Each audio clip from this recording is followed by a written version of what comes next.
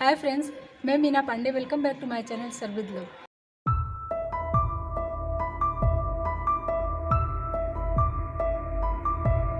तो उसके लिए मैं मुरमुरा ले लेती हूँ। मुरमुरा तो आप मार्केट में आराम से मिल जाता है कि ये वही मार्केट का ही मुरमुरा है। इसका आप अपने अकॉर्डिंग ले सकते हो, कम ज़्यादा जितना भी लेना है उस हिसाब से कर सकते हो। तो मुरमुरा ले लिया, इसी का मैं नमकीन बना के तैयार करूँगी।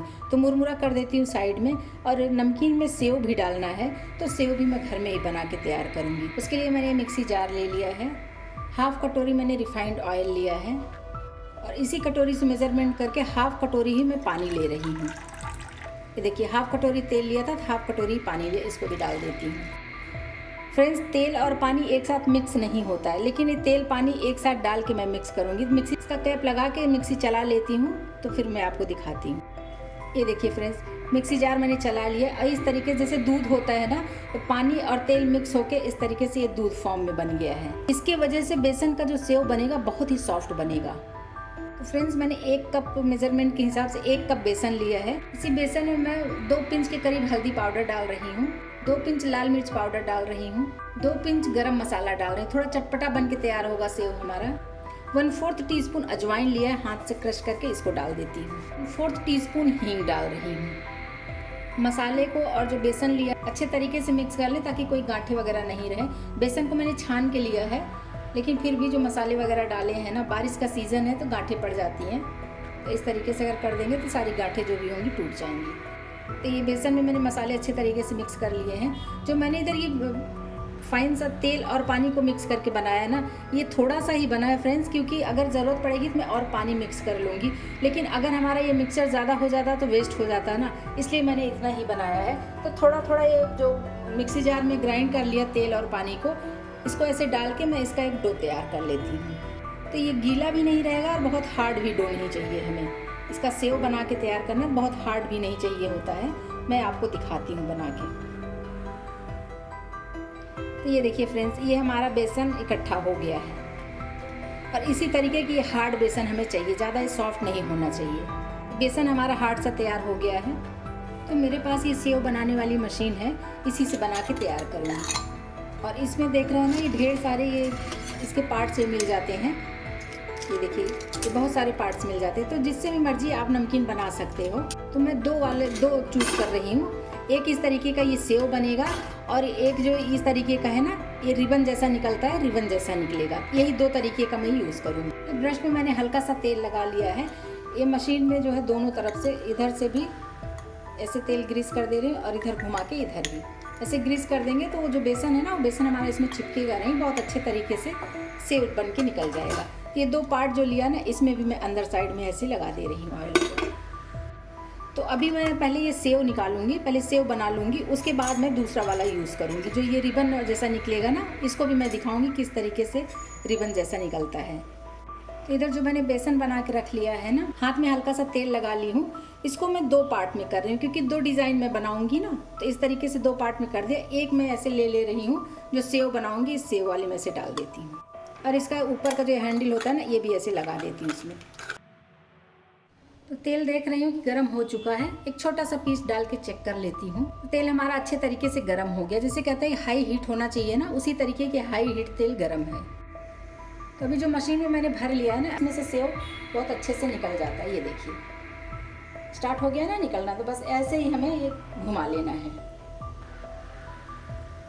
बस हाथ को ऐसे थोड़ा सा घुमाते हुए इसी तरीके से घुमा लेंगे, और इसके बाद हाथ से ऐसे तोड़ देंगे। ये देखिए, तोड़ के इसको मैं ऐसे तेल में ऐसे घुमा दे रही हूँ। तो देख रहे हैं, सारा सेव मैंने इसमें झाड़ दिया है, मतलब तेल में गिरा दिया है।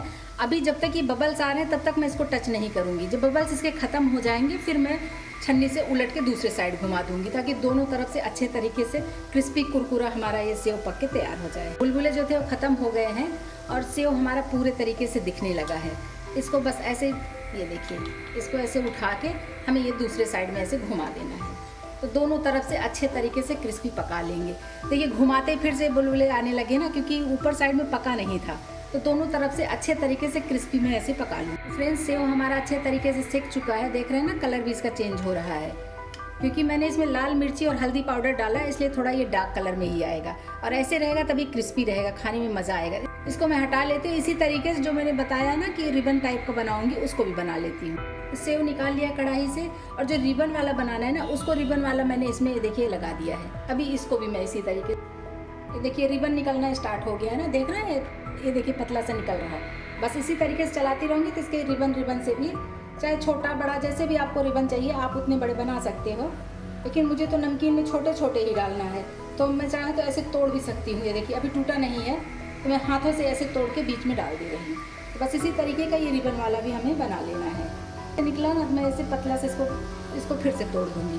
बस इसी तरीके से ये रिबन वाला भी बना लूँगी। इसमें भी जब तक ये बबल्स आ रहे हैं तब तक नहीं पलटूंगी, बबल्स इसके ख़त्म हो जाएंगे तो इसको भी मैं पलट दूँगी। देखिए फ्रेंड्स, बबल्स इसके कम हो गए और ये हमारा जो रिबन जैसा नमकीन है ना, ये ऊपर भी आ गया। इसको मैं ऐसे पलट देती हूँ, दोनों तरफ से इसको भी क्रिस्पी करके पका लूँगी। नमकीन दोनों सेम ही है, लेकिन ये खाने में देखने में भी अच्छा लगेगा और खाने में भी वो सेव जैसा रहेगा और ये ऐसे चौड़ा चौड़ा सा रहेगा, तो खाने में देखने में दोनों में अच्छा लगेगा। इसी में थोड़ा जगह और था तो मैंने 3-4 बना के और डाल लिए हैं। जैसे देख रहे हैं ना, ये डार्क कलर का हो गया, मतलब कि ये हो गया है। जो लाइट कलर है इसको और ऐसे डार्क कलर में कर लूँगी। तो जो ये डार्क कलर में हो गया है, मतलब ये सिक गया है, इसको निकाल लेती हूँ। इसी तरीके से बाकी बचे हुए भी सेक लूँगी। इधर मैंने ये वाली छन्नी ले ली है, ऐसे तेल में रख देती हूँ। 3 से 4 टेबल स्पून मैंने पीनट लिया, मतलब मूंगफली लिया, इसको इसी में डाल देती हूँ। बस ये छन्नी में रहेगा तो तेल हमारा गंदा नहीं होगा और ऐसे ये पक जाएगा। बस इसी तरीके से मैं इसको मूंगफली को ऐसे फ्राई कर लेती हूँ। तो ये देखिए मूंगफली का कलर चेंज हो गया और इसमें छिलका निकलने लगा, मतलब कि मूंगफली हमारी सिक गई है। इसको हटा लेती हूँ, इसी में बाकी चीज़ें भी सेक लेती हूँ। काजू भी इसी में रख के ऐसे सेक लेती हूँ। ये देखिए काजू भी हमारा सेक गया। बहुत ज़्यादा हमें इसको लाल नहीं करना है, इतना हल्का से ये पिंक कलर में आ गया है ना, बस ये इतना सेकना है। थोड़े से मैंने सूखा नारियल ले लिया, ये नारियल भी इसी में ऐसे सेक लेती हूँ। चाहिए तो कढ़ाई में डाल के सेक लीजिए या छन्नी से सेक लीजिए, उससे कोई फ़र्क नहीं पड़ता है। ये छन्नी में रहता है तो अच्छे तरीके से ऐसे चलाते बनता है और ऐसे एक ही बार में हम उठा लेंगे तो ये सिक जाएगा, इसीलिए मैं छन्नी में रख के सेक ले रही हूँ। ये देखिए नारियल भी देख रहे हैं ना, पिंक कलर में हो गया। बहुत ज़्यादा जलाना नहीं है, इतना ही इसको भी सेकना है। इसको भी हटा लेते। इधर मैंने हाफ कटोरी रोस्टेड चना दाल लिया है। ये छन्नी में डालूंगी तो छन्नी का देख रहे हैं ना, होल इतने बड़े बड़े हैं, तो छन्नी से तो गिर ही जाएगा, तो कोई फ़ायदा नहीं होगा। तो इससे अच्छा है कि कढ़ाई में डाल के मैं जो रोस्टेड चना दाल लिया ना, हल्का सा इसको भी सेक लेती हूँ। अगर आपके पास रोस्टेड चना दाल नहीं है तो आप चना दाल भिगा के भी उसको इस तरीके से रोस्ट कर सकते हो, लेकिन ये चना दाल रोस्टेड रहता है तो फटाफट सिक जाता है, ज़्यादा टाइम नहीं लेता है, तो इसलिए मैंने यही रोस्टेड चना दाल ही लिया है। इसको भी हल्का सा हमें कलर आना चाहिए, बहुत ज़्यादा कलर नहीं आना चाहिए, बस हल्का हल्का सा ये भी पिंक हो जाए तो इसको भी निकाल लूँगी मैं। तो फ्रेंड्स देख रहे हैं चना दाल भी हल्का हल्का ये गोल्डन कलर में आ रहा है, बस इतने ही हमें करना है। इसको भी निकाल लेती हूँ ऐसे ही। 2-3 लीफ मैंने करी पत्ता का लिया, इसको इसी में डाल देती हूँ। अपने आप को बचाते हुए डालेंगे, नहीं तो क्या छिट्टा पड़ता है ना। ये देखिए बस इसको भी ऐसे दबा देती हूँ, ये भी क्रिस्पी हो जाएगा। इसको भी निकाल लेती हूँ। अगर क्रिस्पी होगा तो ही नमकीन हमारा ज़्यादा लंबे टाइम तक चलेगा, नहीं तो ये फटाफट ख़राब हो जाएगा। तो इसलिए मैंने इसको अच्छे तरीके से क्रिस्प कर लिया है। इधर मैंने एक स्टील की कढ़ाई ले लिया, कोई भी कढ़ाई ले लो। इसी में मूढ़ी डाल के, मतलब ये मुरमुरा जो है ना, इसको डाल के हल्का सा हमें रोस्ट कर लेना। इसमें हमें कुछ भी नहीं डालना है।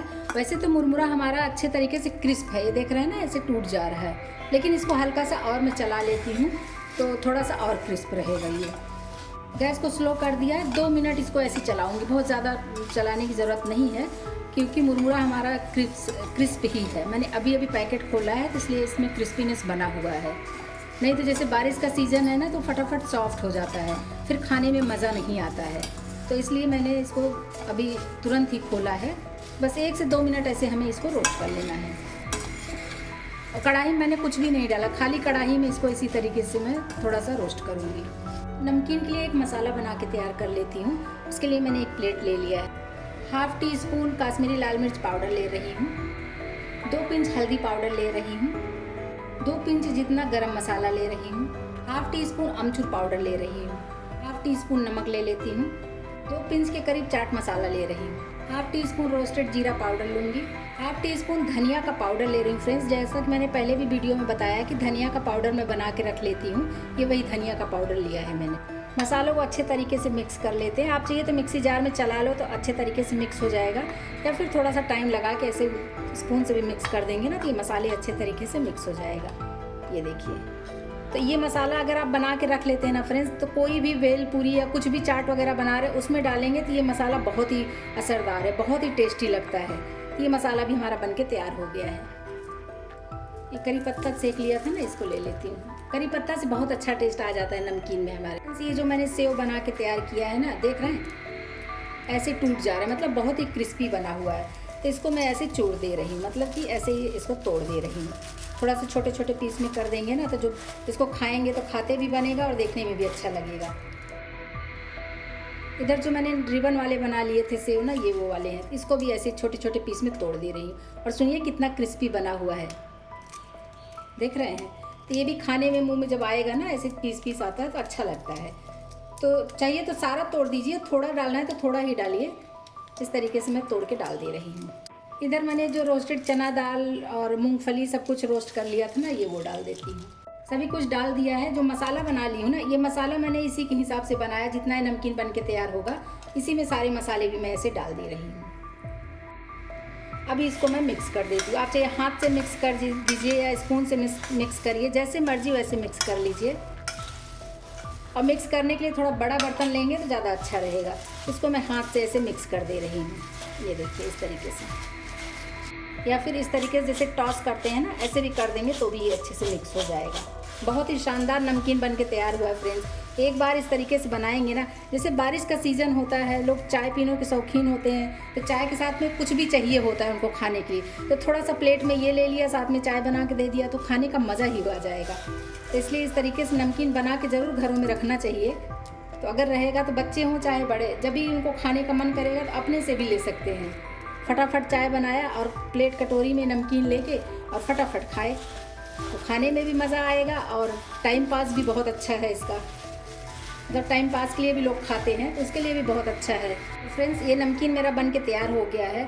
अभी जैसे कि मैंने दिखाया कि सेव भी बहुत कुरकुरा बना हुआ है और रिबन बना लिया ना, और रिबन भी बहुत अच्छे से क्रिस्पी है, मतलब ये भी क्रिस्प है। मूंगफली डला है, ड्राई फ्रूट्स भी इसमें डाल दिया है मैंने, जैसे कि नारियल और काजू डाल दिया है। आप चाहिए तो इसमें बादाम भी डाल सकते हो, मखाना अगर रोस्ट करके डालना चाहो तो वो भी डाल सकते हो।